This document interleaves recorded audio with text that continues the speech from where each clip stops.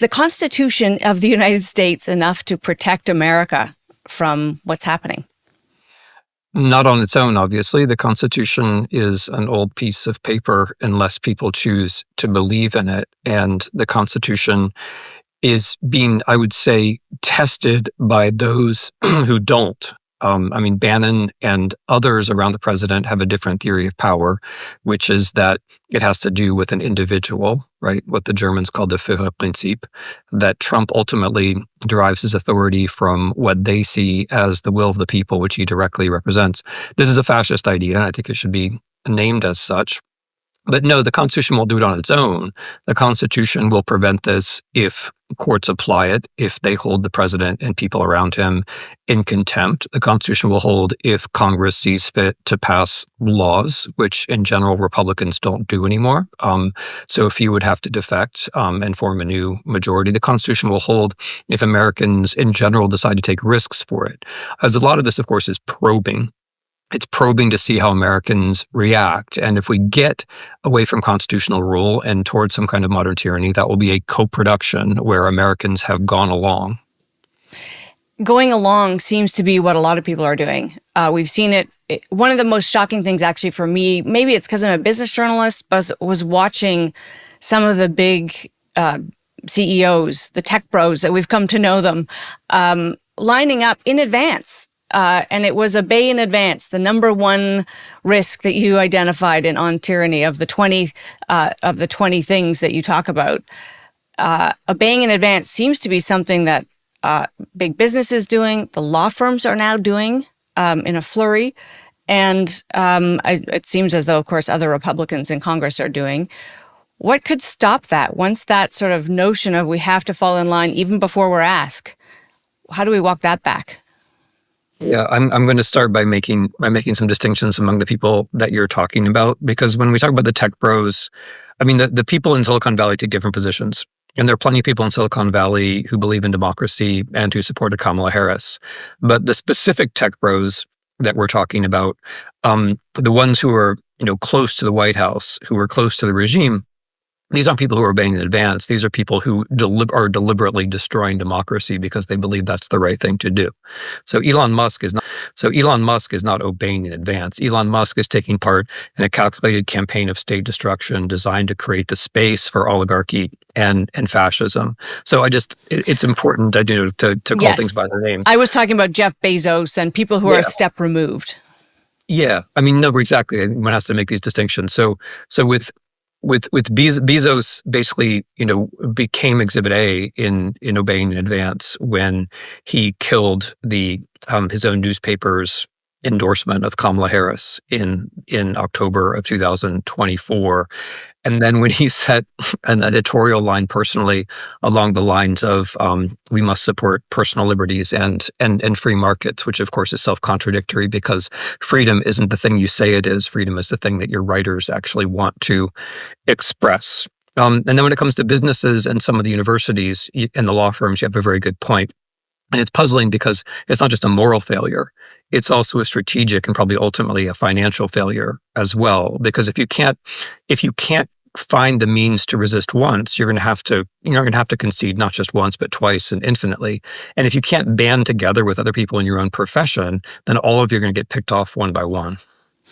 Of the list of things that you identify, of the 20, it's chilling because I would say about a third of them are prescriptive and a third of them are warnings.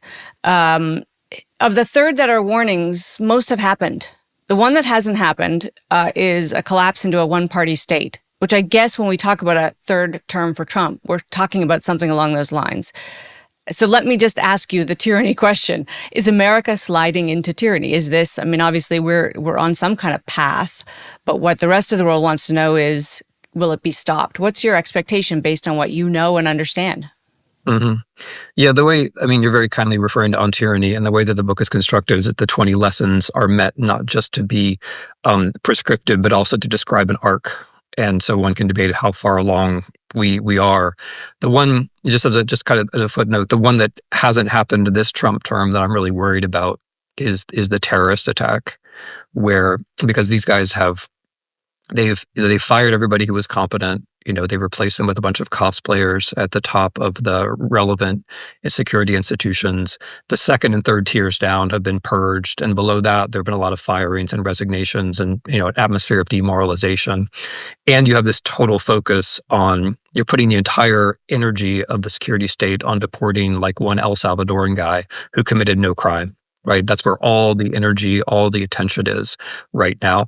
And so there's this strongman rhetoric, but there's actually a hollowing out of the state in the sense that the state should actually be protecting us. So the thing that I'm worried about at the moment is that precisely because they've hollowed out the state, and they were at much greater risk for something coming in from the outside. Like Americans are very self-absorbed, like we're focused on ourselves and our government, but there are actors inside our country and outside our country who would like to do us damage, and this government is creating opportunities for that. So when you ask like what's going to come next, you can't predict it perfectly because it partly depends upon things like that, like the unanticipated stuff. Even if there isn't a terrorist attack, which God forbid, of course, there's so much now in motion inside the U.S. that how it's going to bounce off one another is really hard to say. But I would put it this way. We are definitely facing a regime whose end point is the weakening of the state as the defender of the rule of law, and which wishes to use the state to deter and to punish opposition. We're facing people who don't have basic constitutional axioms in their mind, but who have some kind of notion of personal rule and who admire foreign dictators. Yesterday, in the White House, we had the president of El Salvador who was greeted as a friend because he's a dictator with concentration camps. A few weeks ago, we had the president of Ukraine in the White House who was treated as someone to be despised because because he shows the courage to be at war to defend a democracy. That shows you the general trajectory, but it's not at all foreordained, right? They're experimenting, they're trying things out, they're seeing how Americans are going to react. So I still have a great deal of hope that we'll react in the right way. So I want to take a couple of pieces of that. One of them is, a lot of us inside America and outside have hopes pinned on the process. So the midterms, for instance, walk me through what you understand about the voter suppression tactics and I think what you've called the violent tactics of this Republican group, because I don't think a lot of Canadians really understand the depths of that and how important it is. Okay. I didn't want to dodge your question about the one-party state, and this is related to that. So the Republican Party, in its present incarnation, and it has been different things in the past, and one may hope it'll be different things in the future, but in its present incarnation, it's addicted to voter suppression. And this was already the case before Trump. The dominant notion inside the Republican Party, so dominant, I think that it's like it's intuitive, it's almost subconscious for a lot of these people. But the notion is that you win elections by gaming the system. You make it harder for the other side to get their people to the polls. And I think the way they rationalize to themselves is they say, well, the Democrats also cheat because they admit migrants who vote illegally, which has the problem of not being factually true. But whatever, that's the moral calculus in their own minds. And when you're addicted to voter suppression, it then is just a few more baby steps to outright fixing elections. And one has to worry about this because in general in the US, because elections are controlled by the states, and state politics is much less heavily observed than national politics. And so elections get really cooked at the state level before anyone pays attention to it. And now we have the additional problem that the president of the United States is trying to pass legislation which would make it harder for everyone in the United States, especially women, by the way, to vote. If you're a woman in the United States, you have the problem if you're married or you have been married that your name has changed, which by the way is a strong argument never to change your name, but let's put that on one side. If your name has ever changed, then you have to produce a birth certificate and all kinds of things, right? And so the idea is to create these bureaucratic burdens that make it harder for people to actually show up or just to deter them from showing up on election day. As for the elections, they are governing as though they don't think they're going to happen. Right, that's how they're governing. They're not. Their trajectory in every sphere is downward, including on immigration. By the way, they're not governing like people who think they're going to be popular in 2 years. They're governing like people who think there aren't going to be elections, or that the elections will be fixed, or that they can use fear or something like that. And so the way you get to elections is by showing that you're not afraid, by heading off the legal challenges at the level of the states, and at the level of federal government. The senators, congressmen have to do technical American things, which I won't bore you with, to try to prevent this law from actually passing. Okay, and we know there are protests happening. Thousands, tens of thousands of people. And maybe this is just, I don't know, my own stream of news, but it doesn't seem to be getting the coverage that it might. It doesn't feel as though there's a great kind of uprising in America, although the people on the ground are doing their best. What's that disconnect about? It's about the lack of local media, and that's a big lesson for Canada and for all countries that want to preserve democracy. Democracy depends on local, regional media. It depends on investigative reporting down to the level of the province and the town.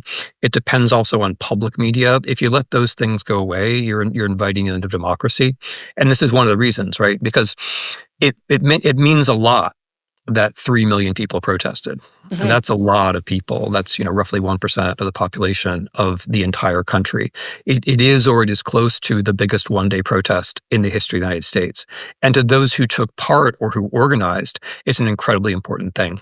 And it is important for the trajectory, because if people do it once, that means they might do it again. If they didn't do it in April, then it's much less likely they're going to do it in May, June, and July. But as there is more to protest, we will now have the practice, the procedure, the habit of protesting, which is very important. But yeah, I think the problem is not with the protesters. The problem was with the media, right? The problem is with us. Yeah. The problem is that we're making the protesters produce their own television, basically. Like, they have to not only protest, but they have to produce the images of the protest, which is a little bit too much to ask. And in the US, we have this specific problem that we regard media as something that people do by, like, reading a script in front of a camera. We've kind of lost the habit that it's somebody with a microphone, like running out to North Dakota or Iowa or whatever, and actually following the story. We've been trained to think that it's just like, it's just the talking heads, and we've gone very far down that line. But the protests are in any event significant. And the problem is, the problem is also with the mainstream media, like, that the Times did not do a great job with these protests. The people that you might hope would do a better job didn't do a great job with these protests. But nevertheless, they're real, and in some sense, this creates the possibility that potential for positive surprise. Like, Americans are not we're not doing well, but we're not doing as badly as it might appear, right? because 3 million people going under the radar is a pretty significant thing to go under the radar. No kidding. So I guess in that, and there are so many lessons for Canada and other democracies that want to preserve this. The problem with the media, of course, predates this administration, even Trump 1.0. Our business model is broken. We have a lack of support, but we're also, of course, not trusted any longer. And in this environment, public support for media often means government support for media, and that, of course, exacerbates that lack of trust. We don't want Trump media, and some Canadians don't want government-funded media of any kind because they just feel as though that is necessarily biased. Do you have advice for the media of how to reclaim that territory? As you say, somebody standing in real time, just recording events, not with a point of view, not with a bias, but just there. Yeah, I can give advice to journalists, although I do so with hesitation, because there are, of course, a lot of really brave journalists who are living difficult lives, doing things which I don't do. And they are my heroes, as I put. The people who actually go out to the front, the people who actually go in to investigate dangerous stories, which there are also in our country, stories of corruption or stories of pollution, the people who actually take the time to investigate. None of those people are well paid. Yeah. Basically, all of them are taking risks, and they exist. So I think we have to start by applauding those people, because if we are going to get out of this, it's going to be because of a few thousand, because that's what we're down to, investigative reporters around the world. So when you say advice for media, I really hesitate to say you individuals have to go out and be braver, right? But yeah. I can say that the thing that we need is a structure in which it pays to be a reporter, right? In which this is a dignified job. And you can't get there without some kind of policy. And the policy, the policy should be based on the notion that there are things that are a public good. Right? It's a public good to have air that you can breathe, or water that you can drink, or food that doesn't poison you. And having just reporting, whether we like it or not, right, is something on a given day, we're not going to like all the reporting. Just like on a given day, I'm not going to like eating my broccoli, right? And on a given day, the polluter might not like to be regulated. But all in all, it's a good thing and a necessary thing for a democracy to have local reporting. You have to think about it as a public good and make the case that it's a public good, right?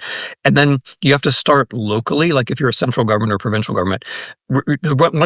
There's a vicious cycle in which as the media becomes more commercial, more centralized, more virtual, it also becomes less trusted. Mm-hmm. And for reporters to be trusted, they have to actually be physically present, which doesn't mean they're the most popular person in the community, as you well know, but at least they're physically present. They're a human being. They're in the places that their readers are in, right? And then that's a different kind of distrust. It's not the media as an abstraction, like it's my local reporters who I don't think they didn't give my son enough credit for the victory in that hockey game, Yeah. It's that level of distrust rather than something far away and distant. And the other thing which only governments can do is tax social media, right? You can tax the platforms at some tiny percentage that they'll never know of, and you can use that to fund generously an entire local media infrastructure. Canada is trying to do that with a digital services tax that is now going to be under massive attack in a trade war. Media is one piece of it. What's your other advice to a country like Canada to avoid sliding into this kind of troublesome area? Yeah, no, that's a really good question, because there's the bits, on tyranny, which we were talking about before, is largely a book about how people should behave mm-hmm. when they're facing adversity. And that's useful. And you can't get by without the individual acts of courage. And you can't get by without citizens who have some kind of moral commitment, who have some notion what the country is supposed to be all about, who have some sense of normality, which is why don't obey in advance is lesson one. But at the same time, that's the level of the individual. But then there's also the level of the structure. Like, what do you do to look out ahead so you don't have to get into the game, which unfortunately we Americans are, where it's like the debate is, as you and I started, what lesson of tyranny are we on? Like, how far along are we? And so as you say, regulating the platforms is part of it, not just to raise money for local media, but because the platforms favor lies over truth. And you just can't, you can base, their political system is based on lies, but they're called tyrannies. So if you want a tyranny, then you should let social media just do its thing. But if you don't, if you want a democracy, if you want to have rights, if you want children to have some kind of future which resembles a life of freedom, then you have to regulate the platforms. You have to demonopolize them. You probably have to have your own platforms, but you have to keep them under control. Another is wealth inequality. That's a huge problem in the U.S. That wealth inequality crushes the future. And you can't do democracy without a future. Wealth inequality is radically inconsistent with social mobility. And when there's radical wealth inequality, extreme wealth inequality of the kind that we have, the oligarchs also capture the conversation and they fill up the future with their own daffy ideas, like that they're going to live forever, or they're going to go to Mars, or whatever it is, like whatever stupidity, right? Yeah. Because because they're so rich, they're allowed to be very stupid, and no one's allowed to say so. And being that rich puts you in a situation where actually you can develop stupidity, like you can ramify stupidity to a capacity that other normal people can't. But then that captures the conversation. And rather than having 1,000 possible good futures for Canada or America or your country, instead, you have a few middle-aged guys who are just hovering, like just kind of breathing heavily around the future and fogging up the windows and making it impossible for anybody to see outside, basically. So wealth inequality is the other big one, in my view. I mean, of the stupidest things that are happening, the very men who were made billionaires by a system they seek to destroy is, of course, the greatest irony I've ever seen. When you list those three things, I hear three really big, insurmountable problems. Maybe not insurmountable, maybe that's the wrong word, but problems we've been aware of and have a hard time tackling is the potential upside of this terrible time in our, at least in our continental history, that we actually have the will to tackle. Do you see that? Do you see anything in Canada that gives you some idea? I know you're new here, but some idea that we have new conviction around these things? Yeah, I mean, I would want to proceed very delicately there because my basis for comparison is really limited. But I could start by saying that it's refreshing to find in Canada clarity about what happens in the United States. We spend a lot of time in the U.S. In the habit of both sidesing things, which again would be like you don't have this problem to the same extent in Canadian newspapers, but we have this habit that however terrible something is, you have to then ask the people who did the terrible thing for their opinion, and then you somehow try to find some sort of middle ground, which ends up not like however terrible something is that happens, you then take part in the normalization of it because they've moved the line of the terrible way over here, and then you go halfway with them, and then they do it again, and you go halfway with them, and so you become the kind of spokesperson of normalization, basically, like in the guise of doing journalistic work, and there's so much, like in America, there's just incredible provincialism, right? Because we think that we are the world. Which, like, as an everyday proposition, I get why Americans would, see things that way. We're a lot of people. We have a big economy. We have beautiful countryside. We have everything we need. But because we're so provincial, whenever anything bad happens, we think, oh, well, this bad thing happened to us, and no one else has ever experienced anything like this before, right? Like that's our reflex. Yeah. And since we think nothing as bad has ever happened like this to anyone before, then it doesn't even occur to us to ask, oh, what do the Canadians think? Or what could we learn from the Poles? What could we learn from the Ukrainians? What could we learn from the Filipinos? What could we learn from the Brazilians? That just doesn't occur to us to ask. And and the thing is, if you get stuck in your own national conversation, you are really stuck for good.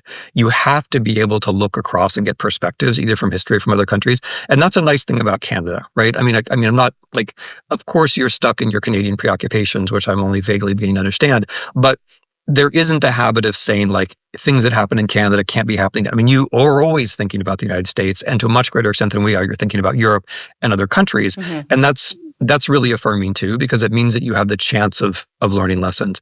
And then the other thing which is happening, at least as I observe it, is this drastic break in how you're thinking about the United States. If you think that Trump-style politics might be a good thing for Canada, you can look now and see what Trump-style politics does to another North American country, right? Like if you think it's okay to let social media run out of control, if you think it's okay to have a few families own half the wealth in the country, you can look to the United States and you can see where all this is going, and you are seeing it. Like, I think this is an opportunity for Canada.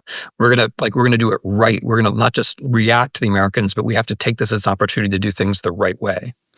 We are preoccupied with America for all kinds of good reasons over in our history.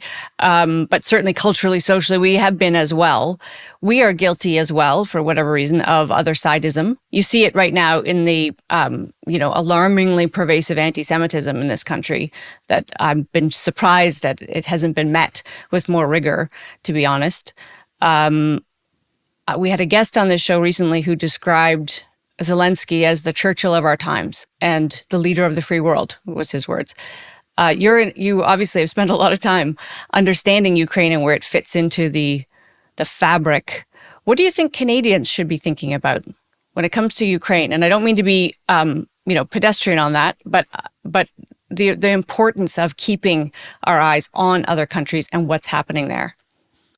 If you compare, the greeting of the El Salvadoran president to the greeting of the Ukrainian president in the White House, you notice a lot of things. But in my mind, one thing that you definitely notice is anti-Semitism. The very specific way that people in the White House formed a circle around Zelensky and treated him as an outsider, treated him as someone who couldn't be courageous, even though he is in fact physically courageous. The way that our vice president assumed that everything Zelensky was saying has to be a lie. The way that our vice president claimed that a mass murder was actually just part of a propaganda tour. To me, those are all signs very specifically of anti-Semitism, and they are not the only signs that this American administration is anti-Semitic. And whether I were Jew in Canada or anywhere else, that is something I would keep my eyes firmly focused on. As to the general question, I do think that it's wise for Canadians to turn to Europe at this moment, as I believe one of the Prime Minister's first gestures was to do. I think it's very wise to recognize that democracy, if it works, always works contiguously. And so you need to look for that contiguity wherever you can, right? And I think it's very wise to understand that the central problem for Europe, or this broader notion, if you want, of transatlantic democracies, is Ukraine.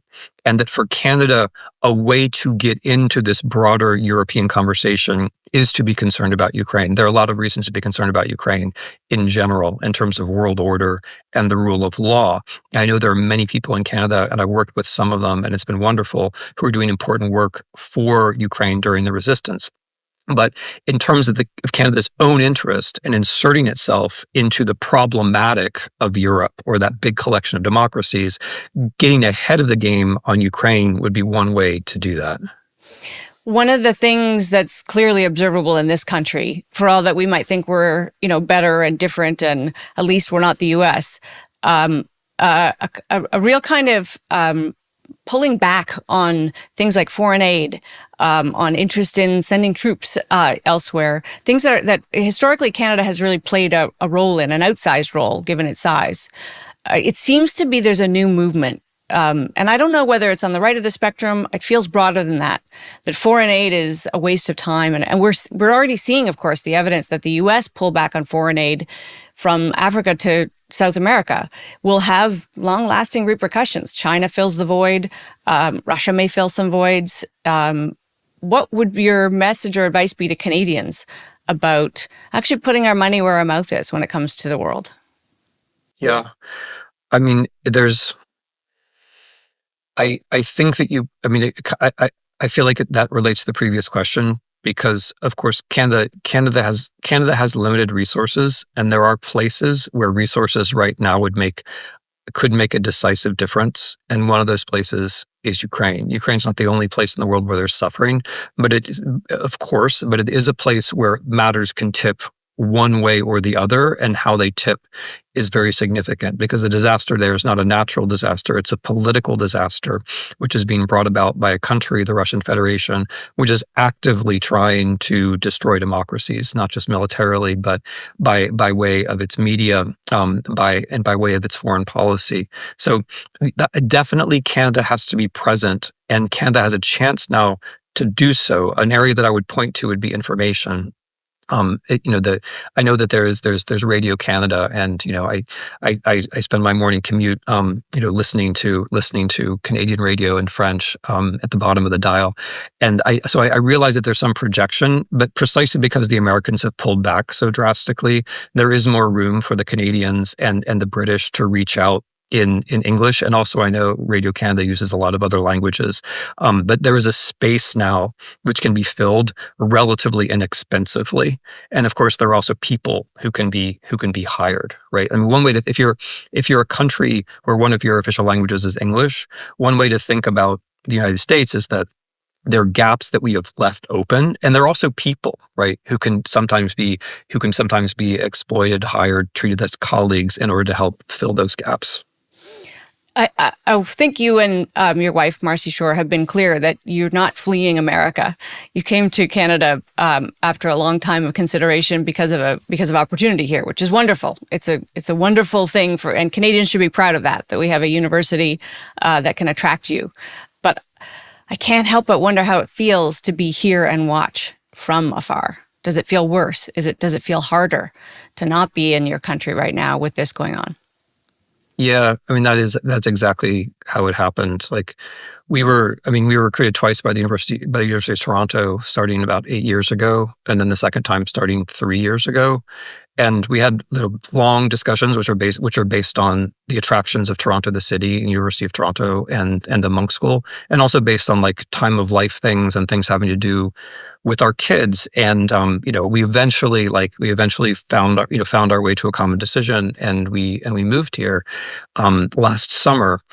And then, and that for me, that was like right after the Democratic National Convention, like literally the next day I got in a car and then drove my family across the border to Canada, thinking that Harris was going to win, right? Like in my own mental trajectory, I was going to get to spend a lot of time in Toronto writing my books and enjoying the city, and like playing sports with my kids. Like that's the kind of life that I was looking forward to. And then when Trump won, I wanted to go back. right? Like that's Right. that's the thing, which is like when Trump won, I wanted to go back.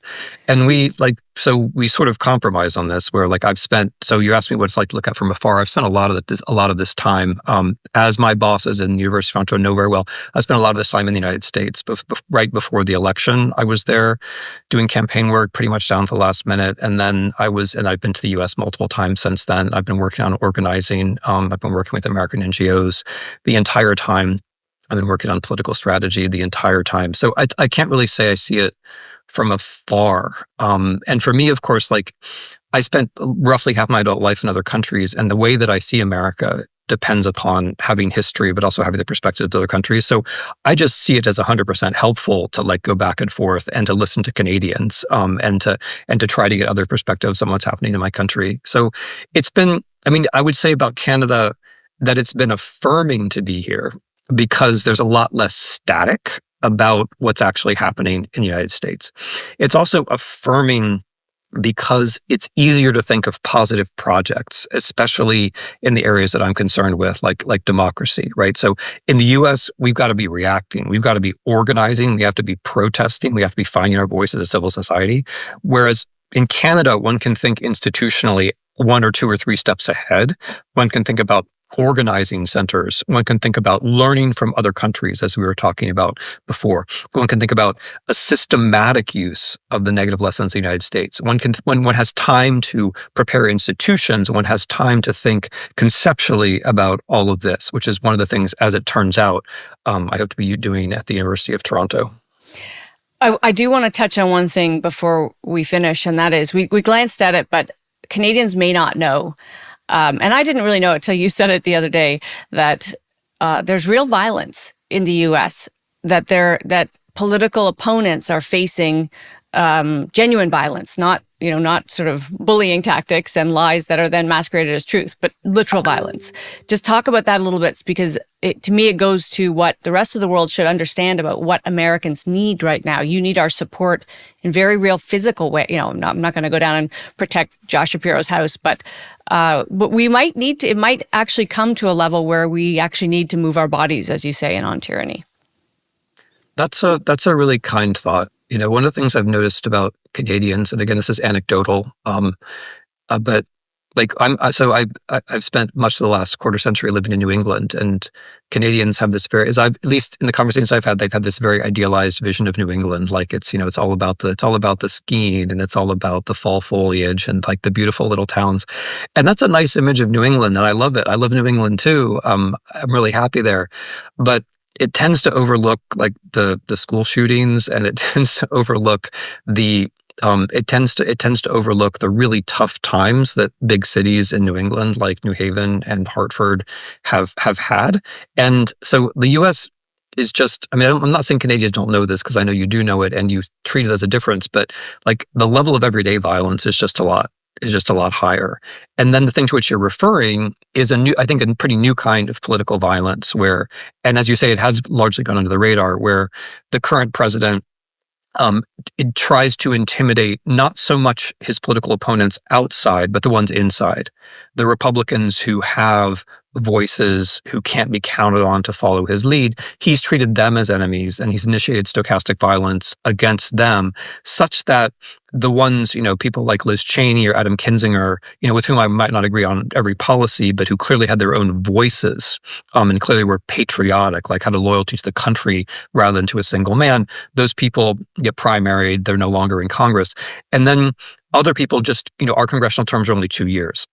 And so our Congress turns over very quickly, and people just choose not to run because they're afraid for their spouses, they're afraid for their children, they just don't want to take that risk. And so the Congress that we have with its Republican majority has been filtered for many years now, such that it's much more of a leader cult, and there are far fewer people who would have the courage to do things at this point, which is one of the reasons why we're in a lock, because so many things the president is doing are clearly usurpations of congressional authority, right? So immigration is a congressional responsibility. Spending money is a congressional responsibility. Criminal justice, criminal law is a congressional responsibility. He's basically acting entirely without law, not just beyond law, but without law. They're not passing any laws to enable them to do these things. He's just trying to do them. But the difficulty that Congress has in reacting is that in that thin Republican majority, almost everybody inside that thin Republican majority doesn't have a notion that it's possible to do something besides obey the leader, right? There's some of them, but they haven't shown their heads yet. Like if we had half a dozen of them, they could form a majority. Like in a parliamentary system, you would think this was trivial, I think, right? Like, of course you could, like you'd have some small party that could tilt from one side to the other. But in our somewhat dumb two-party system, you'd need 6 or 7 Republicans to move over to actually pass any laws to constrain this president. So so thank you for the kind words. Like it's true that there are people there's a bit more of a sense of a threat than one might see from abroad. But it's also true that the violence directly expresses itself in the difficulties you see in resistance at the top level of the federal government. I want to end on what will sound like a pessimistic note, but I want you to find the optimism in it. And that is whether it is rolling back that level of fear in the very process that will keep good people from running, whether it is putting the social media genie back in the bottle, whether it is remembering to think of the world and not navel gaze the way everybody seems to be inclined to do these days. Can we get there? Do you have a sense of optimism with all? And I say that to somebody who's, you're steeped in history and how these things unfold. It's what makes your voice so powerful. Do you have a sense of optimism about any of this?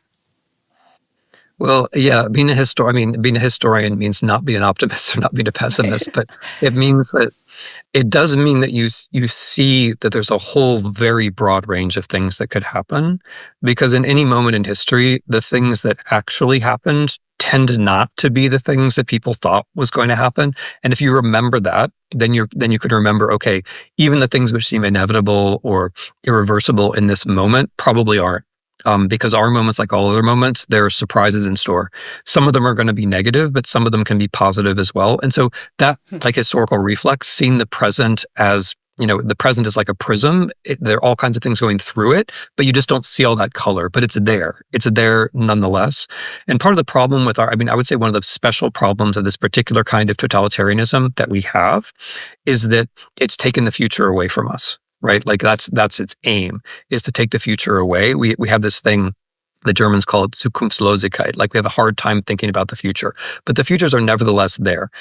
As for hope, I'm always hopeful because I know so many great people. And so I'm surrounded by people who are taking risks and are doing cool things and are innovating and are protesting all the time. Right. And so of course I'm hopeful for that reason, but I'm also, for the US, I'm also hopeful because a lot of people understand the things that we've been talking about. Right. I'm hopeful because when Representative Ocasio-Cortez and Senator Sanders go to the far west, they can get 30,000 people at their rallies. I'm hopeful because 3 million people went out on the street on April 5th, as we talked about before. But I'm hopeful that people are capable of learning and reacting, and you can start new things, right? Like the good things in politics are always new. We're not like the US, and nobody ever comes back by saying, let's go back to 2019. That's not how it works. You have to have some notion of the new, and the notion of the new can arise from the moment when you were challenged. And of course, there are other challenges that have been held back. Good things have happened in other countries. The trend is not great, but you can see, look, the Ukrainians are facing a much greater challenge than any of the rest of us. And they are actually holding on, not just holding on physically, but holding on to a rule of law state. Good things have happened in Slovenia. The Poles pulled back their democracy from the brink, right? So these things are possible. The question, in a way, the question, like, it's not an analytical question, like it's not how you see things. It's seeing the things that could happen and doing your little part. Like I try to just do my little part. But if you see the things that can happen and you do your little part, then you're making futures exist that didn't exist otherwise. Well, we appreciate you spending some time with us. Your part is not so little, and we're very grateful for your time. Tim, thanks. Very glad. We've been talking with Tim Snyder. Before you go, here are 3 things we think are worth watching this week. The full platforms from the two leading political parties are now available for review and comparison. And what the Liberals and Conservative plans have in common may be more striking than how they differ, namely, an embrace of deficit spending and some very rosy assumptions about how government revenue will grow. But since a record 7.3 million Canadians voted before they saw one of these platforms, maybe it's safe to assume no one cares? Meanwhile, a meeting of IMF and World Bank officials this week included some grim forecasts for world growth. Even in the absence of a drawn-out trade war, the IMF sees global growth slowing, now projected at 2.8%. And if that sounds decent from a Canadian perspective, global growth of 2.3% is considered recessionary. It's the second slowest growth since 2009, and Canada wasn't spared either. We are now seen growing at 1.4% this year and 1.6% next, and that's not even the worst-case scenario. There were dire warnings from some of America's biggest CEOs this week. In a private meeting in the Oval Office, execs from Walmart, Target, and Home Depot reportedly warned that they are weeks away from empty shelves and rising prices as tariffs on China hit their supply chains. Coincidentally, Trump's White House began walking back the tough talk on China, instead musing about making a deal. That was good for stocks. It would be even better if some of these big CEOs used their big soapboxes to speak out publicly against tariffs, but we suppose that would require big courage. That's WONK for this week. Thanks for being with us.